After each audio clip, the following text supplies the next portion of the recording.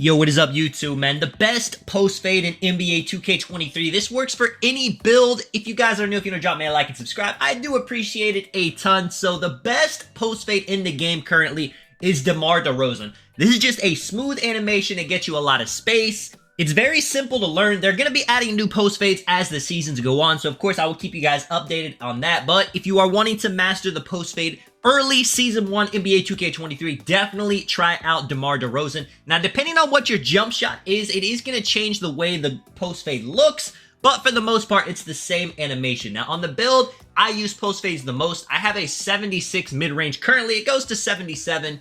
And I run Middy Magician on gold.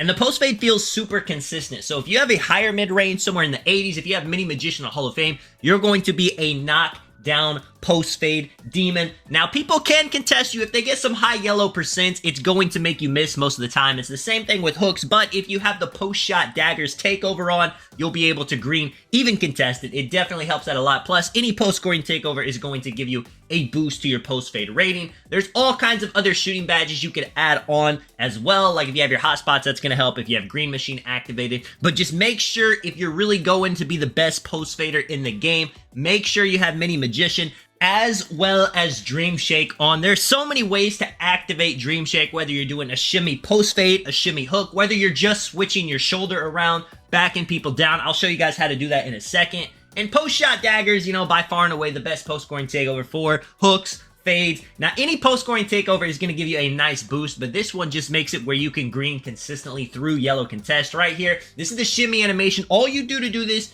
just double tap really fast the X if you're on Xbox or square if you're on PS5. You can actually control which way you shimmy as well with the left joystick. You can fade from the right shoulder, from the left shoulder. All you do if you want to change directions is flick up on the right joystick while holding LT. And if you do that once, that is going to get Dream Shake to pop up. And anytime you do a shimmy, it's always going to get Dream Shake to pop up. And that is giving you a boost to your shot. A lot of people thought Dream Shake doesn't do anything, but it definitely stuns people and it definitely boosts your shot percentage. Definitely a badge to have on. You can shoot post fades from very far as well, especially if you're wide open.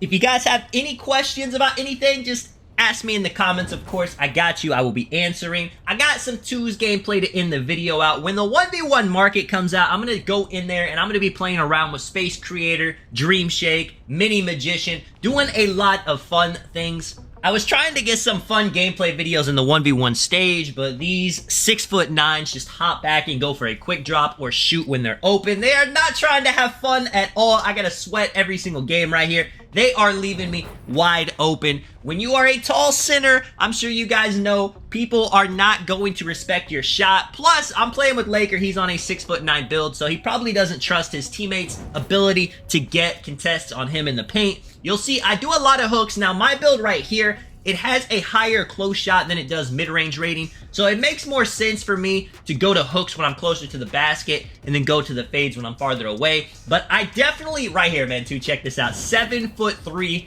off dribble, mid-range, yellow contest, green. You love to see it. That's Middy Magician helping out at there as well. You do not need a high mid-range rating. You do not need a high post fade rating to green consistently. But like I was saying, my hook is going to be better than my post fade rating. But I'm going to make a stretch big that has like a 90 mid-range, hopefully, so I can just really go crazy, so I can be doing post hops from the three-point line right here, man. Another three-pointer. For the sake of the video, since we're talking about post fades, I am gonna have to end them with a post fade. I do like to save the best for last. You know, if I'm hitting jump shots, if I'm hitting hooks, if I'm getting dunks, if I'm doing off dribble mid-range shots, the last thing I want to show them is this right here. He jumps, he's way out of there. He was a small defender. Let me show you guys one gameplay though against a 7-foot big on the twos, as you can see guys right here on the intro. I will say, if you are a tall center going up against 6'9", 6'8", the meta build, that is cake. They're babies. You know, they think they're playing good defense, but they're too small. But once you start running into other 7-footers, you know, a 7'2", a 7'3", it gets a lot more difficult. You can't really just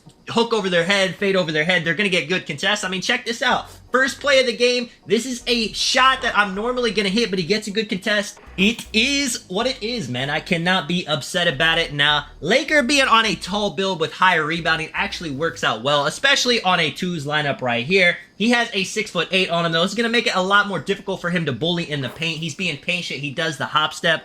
If you have an 88 driving layup and get that long athlete, it's actually an incredible animation this year. It reminds me of 2K20. Again, right here. Doesn't give him the nice animation right here, but I drive past. Get the nice driving dunk. That is with a 65 driving dunk on this 7'3". That is a consistent animation. I am a firm believer. A lot of people are like, you need at least an 80 driving dunk to get the quick drop so you can be a consistent dunker.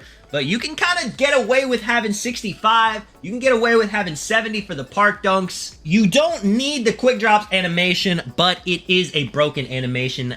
If you go and play stage, man, it's just a bunch of small point guards running straight to the paint, getting the quick drops. Very hard to block, very hard to do anything about it. That is their go-to move. They get the ball right here. Laker thought he was going to get a contact. I'm baiting down. I jump out. I don't get a great contest, but I do like playing low in these situations. You know, if Laker gets blown past and he just gets a wide open dunk, it's too easy. I gotta at least make the corner guy shoot. A lot of people have the mentality that giving up a 2 is better than giving up a 3, but not if a 2 is wide open in 2v2, you know. I mean, it's make it, take it. They're just gonna keep getting the ball. They can shoot 2s all day. I get a poke right here on the drop step. That is a great way to stop people just spamming drop steps. Last year, if you got that poke animation, it gave your team the ball a lot of the time, but this year they fixed that. They still get the ball back. This guy ends up getting open, kind of blows the shot. He probably wasn't expecting to be open. Laker with the catch and run. Another tough thing to guard, especially when people are just zipping the ball around. People are catching, sprinting away, passing back. You're not getting steals right here. Laker with the hop back.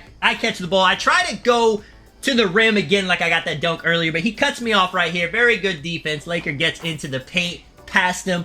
You really don't see people using the hop steps, using the Euros, these decently overpowered animations. People just have not caught on to them yet. I get the ball right here. I missed that hook earlier. I'm going to make sure to actually green it right here, which was big because we needed the team takeover. 3-12. It's kind of been Lakers' game so far, but it's time for me to end it off a bit. The center's not just going to let Laker keep bullying the 6'8" guy at point guard. Laker gets his own board right here. I'm trying to sprint out. I always want that three-pointer. Keep the jump shot warm. 3-17 now. They end up getting a nice poke right here. You know, with the drop step, like I said, if you spam X, you're going to get a poke a lot of the time. For when people do hop steps or dunks, you can press X and usually get at least 1 steal, 2 steals, which can be enough on the twos. I got the rim takeover. I'm definitely trying to play low. Now he goes. I get a good shot contest right here. Now he still gets the dunk off, but a lot of the time that will make the ball just bounce off the rim. I'm playing low again. He gets way past. I got to make a decision right here. Either